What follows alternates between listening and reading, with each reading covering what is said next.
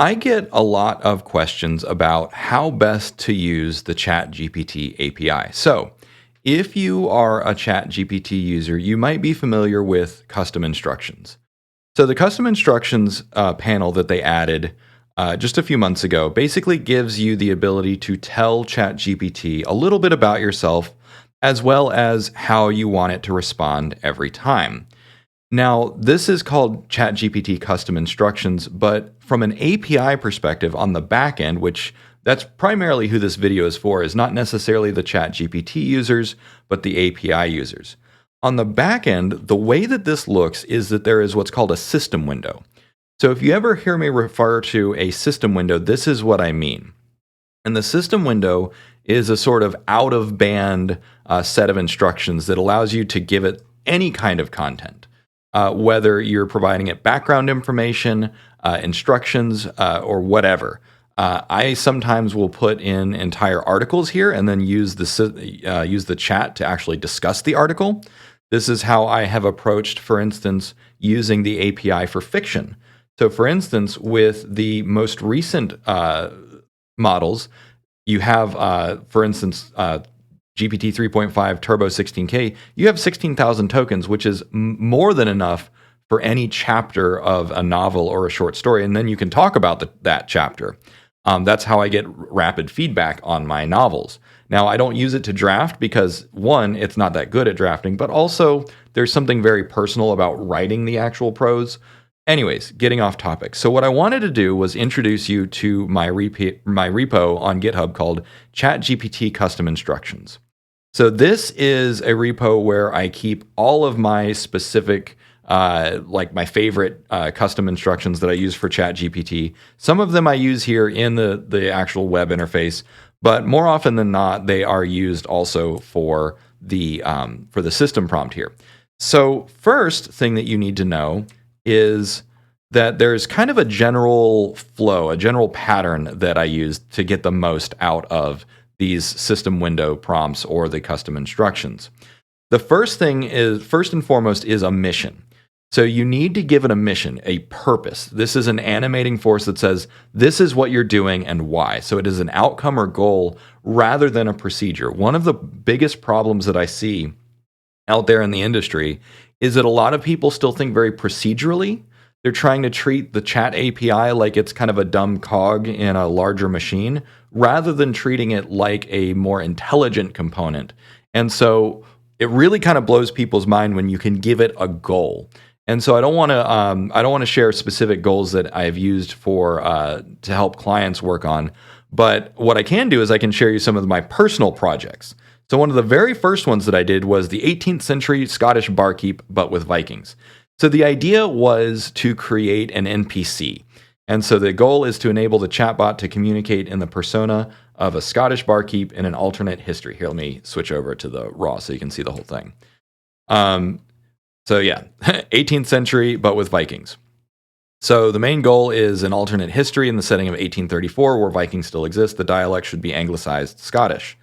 So I used main purpose instead of mission here. I've switched to, I usually use mission or goal, but it all fundamentally means the same thing. So the very first thing that I do is I give it kind of, okay, here is the biggest perspective of what you are doing here. And I use the hashtag because this is Markdown format.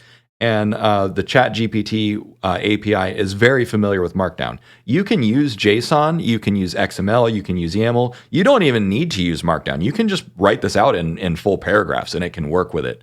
But it helps us understand. But also, I did notice that you get slightly better performance in the system window if you give it a little bit of structure.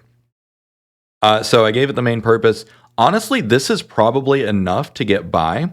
But I gave it a little bit more instructions where I said, like, okay, use this dialect, utilize Scottish words and expressions that were prevalent in the early 19th century, keep the language anglicized to ensure accessibility. So again, I'm kind of giving it a little bit more context. Kind of these, from a software perspective, you'd say that these might be the user requirements or the UX requirements for the software specification.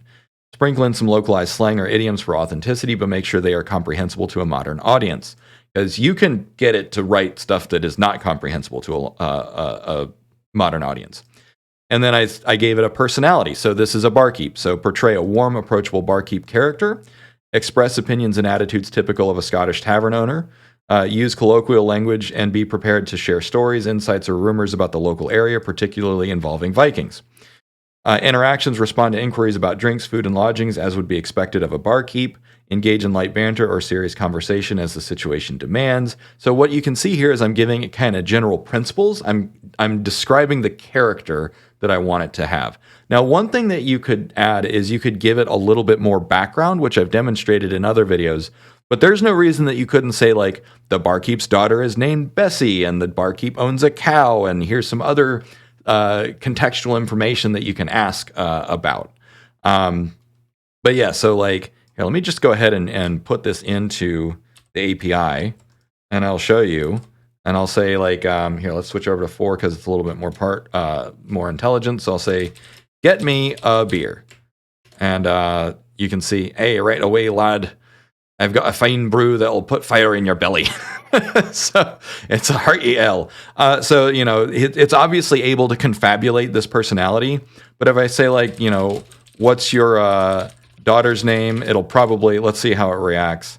Me Bonnie lass, her name's Moira. So that's a legitimate thing. But in this case, it's confabulating that because I didn't give it one, and it's doing its best to follow the instructions. Now, if you had this NPC set in a larger game, you might have to, like, define. So you might say, like, other characters. So, like, you know, wife is going to be, let's say, Bessie, and daughter is, we'll just say Moira. Moira, and then the town. Let's see, the town is named Highland Dales. That's a generic name.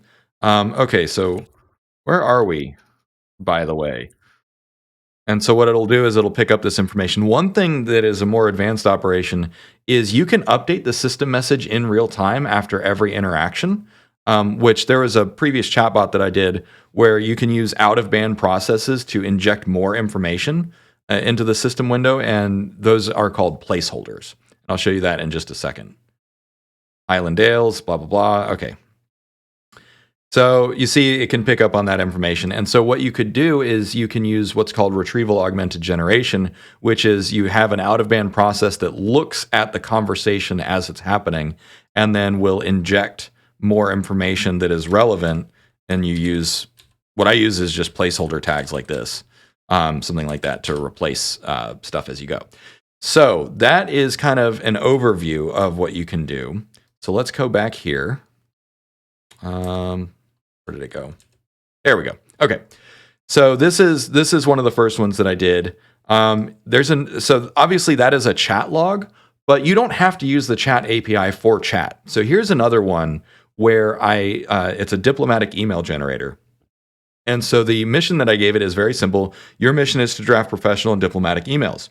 Interaction schema. So this is one of my favorite tags to use. Let me show you this one. And we'll do a quick refresh, clear the cache. Okay. Mission. Your mission is to draft professional and diplomatic emails. So rather than telling it how to go about its job, I said, this is the outcome that I want. Interaction schema. So interaction schema is a really useful tool to use in system prompts because it basically describes the interaction that it's going to get with the user, because it expects the user tag to be a user message. I said the user will give you either a rough draft or a set of requirements and points, some kind of raw material for I didn't say email. Even though I had that typo, it obviously figured out what I was trying to do. You should ask a few questions to gain a better understanding of the underpinning reason and intent. What is the email supposed to achieve? What information must be conveyed? Previous email. The user may supply you with an email that they are responding to. Make sure to ask if it's not clear so that you understand the context. Output principles. Maintain professionalism and diplomacy at all costs. The user may be irritated, annoyed, scared, or otherwise not in the best frame of mind, hence why they need help. So add some language explaining why you shaped your email the way that you did. So in this case, this is really helpful, especially like when I've got like a confusing email to reply to, or like a contentious business email where it's like, hey, there's a major misunderstanding. So let's use that as an example. I need to reply to an email where there was a big misunderstanding over contract fees. I need to convey to Bill that I cannot do the contract at the rate he proposed. We can, of course, keep the door open, but like this is just not worth my time. And so then, like, here's what we'll do. Like, I understand that you want to communicate to Bill. So what it's doing is it's interviewing and saying, like, this is kind of what I want to convey. And obviously, like, this is a super easy thing to do.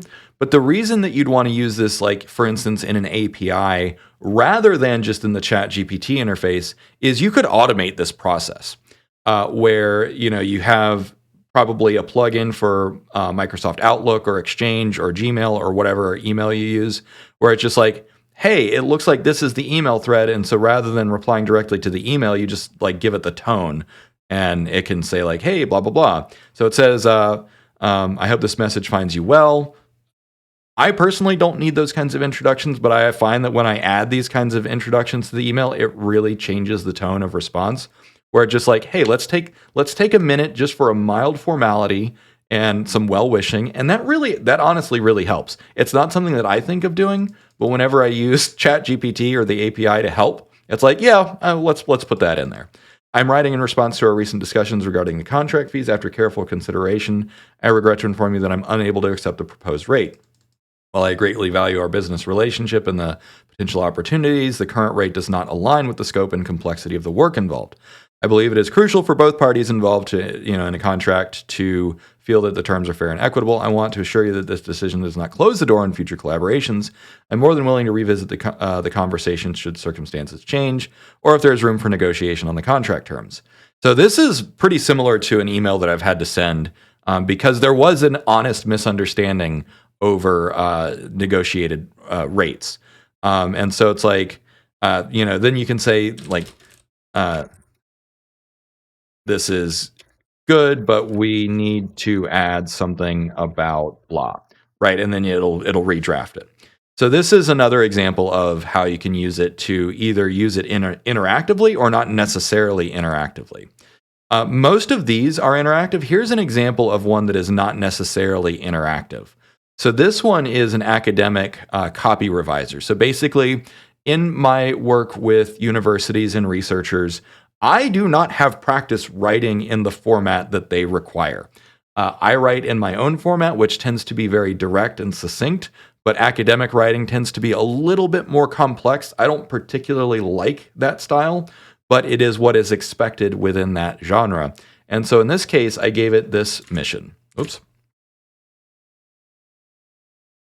Where did it go? There we go. So let's do a quick refresh. So in this case, the mission is revise and optimize academic rough drafts to provide clear and articulate final copies. Input, rough draft copy from academic writings, very succinct. Output, revise and articulate final copy free of errors.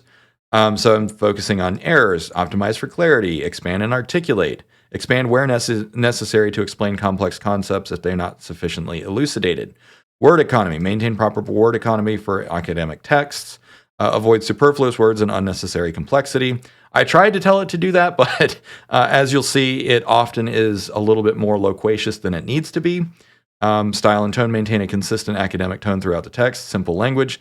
Less is more. Many readers are not native English speakers. So this tool is particularly useful for people for whom English is not necessarily a first language, or for people like how I used to be and just write way overly complex stuff.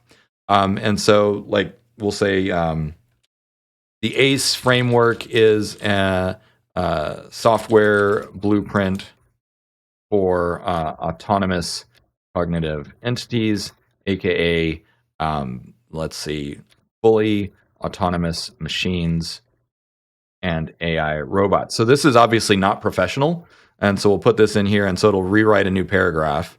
The ACE, and in parentheses, Autonomous Cognitive Entities Framework, serves as a software blueprint for the development of fully autonomous machines and AI, artificial intelligence, robots. This framework provides the necessary guidelines and structure for creating machines that can operate independently without human intervention. So you can see where it has basically doubled, a little bit more than doubled what I put in, and it articulates it far more cleanly and completely. And so this is an example where you could just have a pipeline that just chops up an academic, piece of text, or even a series of bullet points, and then spits out something that is a little bit easier to read, and a little bit more comprehensive. So let's go through some of the guidelines that I've got here. So you've seen a few examples. So the general structure that I follow is first mission, two context. So you've probably seen in some of these where you provide some background info, where you're at in a process or what this step is and why it needs to be done. So it might not be intuitive to you to say like, okay, well, I can understand context. There's a lot of understanding today that adding context improves the quality of API calls, and use of LLMs like ChatGPT. But when you tell it why something needs to happen and where in the process it generally has a better understanding of, okay, this is how I can perform this job a little bit better. Think of it like an assembly line. In an assembly line, you might have your one dedicated station. So the example that I like to use is the painting station in an assembly line building cars. You expect a car that is all the metal is attached, right? You're not going to do any more attaching of metal or welding. And so, but when you say you are at this point in the assembly line, this is what you should expect to receive, and this is the outcome we're looking for. By the time you're done, you've received the all metal body. By the time you're done, it should be fully painted and ready for engine mounting and wheel mounting and that sort of thing. And so why it needs to be done and where in the process you are really helps the model understand what it is that you need out of it for this particular step. You can give it some rules, which you saw some examples of the rules, for instance, for the Scottish barkeep, like do this, don't do this.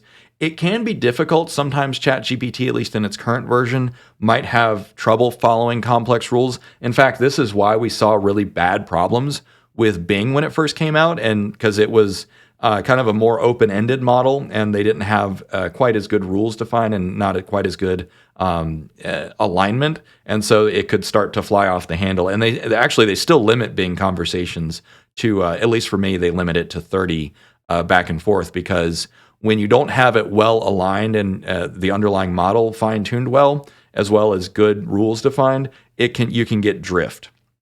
And drift was way, way worse with older models before current alignment techniques. You can give it some instructions.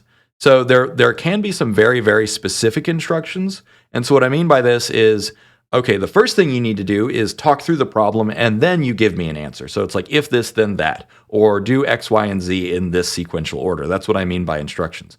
One thing to keep in mind is all of these different structures are completely optional. You can use just one or two of them. As you've seen from some of the examples here, there's in some cases like, here's my default set, where literally it's just a set of rules and instructions. Like do this, don't do this. It's just basic principles of what to do. I don't really give it a mission in that one. In the original like emotional investigation one, this is like, it's got a very clear mission. It's very simple. So yeah, anyways, getting back down. So after instructions, I often will have like an expected input. Like, again, think of the assembly line metaphor or analogy, where it's like, this is what you should expect to receive from the user. And in some cases, you might have it say like, okay, you might get, something simple, like just one sentence, or you might get a whole rough draft, like with the email generator, where it's like, you should expect to get a variety of different things.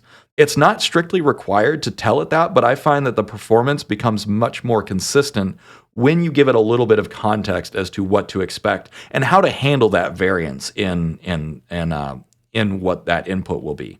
Then you can describe the output format if necessary. So, for instance, with the email generator, let's see if we can go back to that real quick. So with the email generator, you see that it because I told it to explain its reasoning, it had this extra stuff. But if I wanted to, I could say, don't include the subject, only include the body of the email, don't say anything else. So that would be here, like output principles. I would change this and say, let's see, do not include subject or anything else, only write the body of the email. So just really simple natural language instructions like that. And if we only change that one thing and resubmit it, So it gives us the same introduction, and then you see it remove the subject line. It just gave us the body. So through rapid iteration on the playground here with the API, you'll be able to get much better results to understand this kind of thing. And you might see like, oh, hey, like it's using a placeholder for my name. And so what you might need to do is, if in the API call, you might say like, username is, and then you have a placeholder, and I would replace this with Dave, right? When using it in production, that sort of thing. And sometimes one principle, one rule of thumb that I follow is that it's better to give it too much context rather than not enough, because it's better to have something and not need it than need something and not have it. So that's a really important principle to follow. And then finally, an example output. So one of the best example outputs that I have is my slide deck maker. So a lot of you really love my slide deck. So this is the actual prompt that I use to help me make those slide decks today. So let me show you how this looks here. So in the case of, here, do a quick refresh. In the case of my slide deck maker, I say, mission, you are a slide deck builder. You will be given a topic and will be expected to generate a slide deck text with a very specific format. So again, very clear mission, very simple. Input. The user will give you input of various kinds, usually a topic or a request, like rural juror, or a request. This will be highly varied, but your output must be super consistent. So again, I'm just telling it like, you don't know exactly what you're going to get, just do your best. And it's pretty good at that. Output format. So I describe the requirements for the output format. Slide title, 2 or 3 words max. And you can see that it is in title case. Concept description of definition. That should have been description or definition. 2 or 3 complete sentences with word economy. And then 3, exactly 5 points, characteristics, or details in labeled list bullet format. So I describe it very clearly. And so, because if you just give it an example, it might not understand the principles. But in this case, I get very, very consistent format by first defining the output format and then giving it an example. And so here's the speed chess example that I used in my terminal race condition video. So speed chess. Speed chess is a variant of chess, blah, blah, blah, quick decisions. And you can see it has no other formatting. It doesn't use Markdown or anything. And if I give it this, and if I say like, here, let's just say prompt engineering, e.g., the art of using natural language with LLMs, large language models, to evoke the correct behavior from an AI deep learning model. And so then that's all I gave it. And I say, generate a slide for this for me. Prompt engineering. Prompt engineering is the process of crafting effective prompts to guide the responses of large language models, LLMs. It involves understanding the model's behavior and using natural language to evoke the desired output. The goal is to maximize the utility of AI deep learning models. Effective prompts, crafting prompts that guide the model's responses, understanding model behavior, knowledge of how the model responds to inherent input or to different inputs, eliciting desired output, maximizing utility, and deep learning models.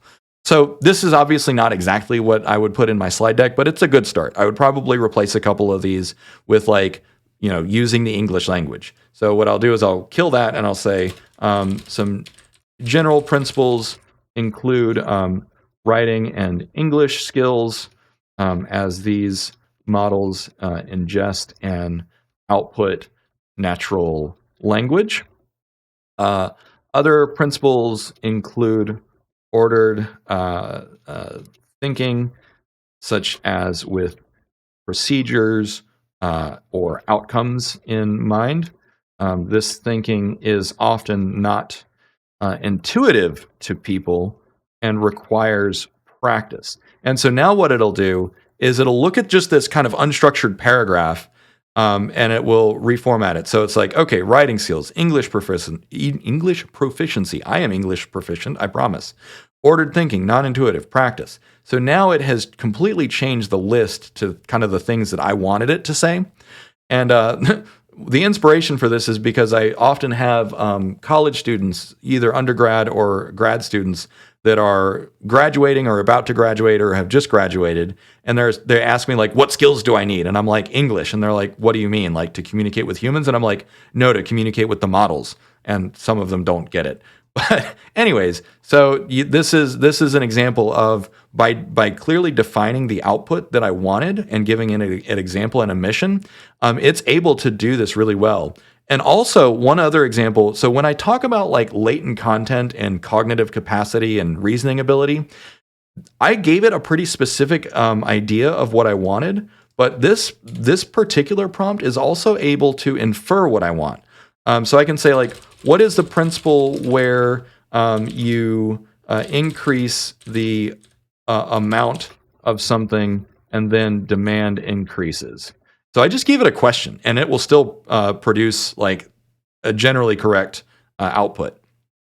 So supply and demand. Supply and demand is an economic principle that describes the relationship between the availability of a particular product and the desire of consumers for that product. It is a fundamental concept, so blah, blah, blah.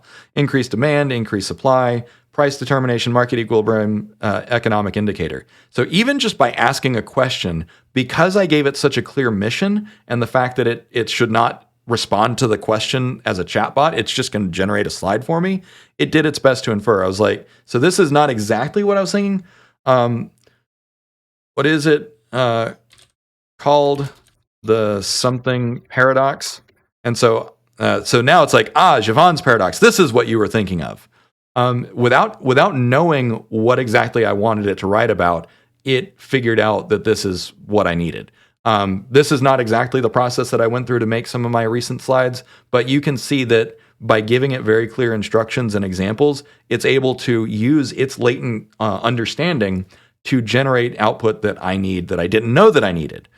So yeah, and then like let's do the duck curve next. Duck curve. The duck curve is a graph of power production, of course, blah, blah, blah, blah, blah, demand and production, afternoon abundance, et cetera, et cetera. The duck curve, if you're not familiar with, is the fact that like energy production and energy demand varies throughout the day, with the highest spike being when people get home from work in the evening. Anyways, so I think you get the idea. If you want to, go ahead and just jump into my repo over here. It's already got what, like 70 stars? Yeah, 73 stars and 9 forks. I'm adding to this stuff all the time. You see, like, 2 months ago, 2 weeks ago, 4 days ago, 3 days ago. I'm always updating these things because I come back to these all the time. So I figured I might as well just share them. So anyways, thanks for watching. I hope you got a lot out of this and you are a better prompt engineer for having watched this video. Like, subscribe, do all the things, and cheers. Have a good one.